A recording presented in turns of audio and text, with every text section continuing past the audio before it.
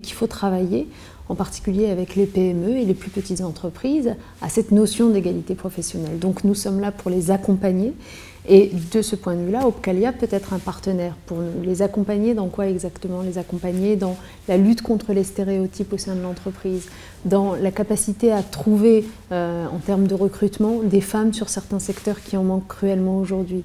Les accompagner aussi dans la capacité à offrir à des femmes qui étaient jusqu'à présent en temps partiel, souvent subies, la possibilité de passer en temps partiel plein. Donc il y a beaucoup de sujets sur lesquels nous pouvons travailler ensemble. Quant à la formation, on sait que les femmes sont sous-représentées dans la formation professionnelle. La cause en est structurelle, elles se retrouvent souvent comme employées ou ouvrières. Or, ce sont les catégories de la population active qui ont le moins accès à cette formation professionnelle. Eh bien, il faut travailler à leur offrir davantage d'opportunités en la matière. Vous êtes un acteur reconnu par les entreprises, avec une véritable expertise. Vous connaissez les besoins des entreprises et vous êtes entendu par elles. Et nous avons de notre côté, ministère, pouvoir public, une légitimité à intervenir sur cette question de l'égalité professionnelle et de la formation, notamment en faveur des femmes.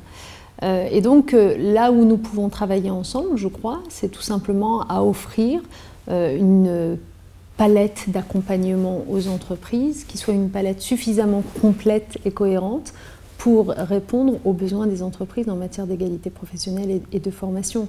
Une palette qui aille de ce que l'État peut apporter en matière, par exemple, d'action sur l'orientation des garçons et des filles dans les filières qui permettent ensuite aux entreprises d'aller recruter facilement, à la façon dont, au sein de l'entreprise, en luttant contre les stéréotypes, en sensibilisant les personnes en charge des recrutements, etc., on traite à égalité les femmes et les hommes au moment du recrutement. On les traite à égalité au moment des promotions ou de l'accès à des responsabilités.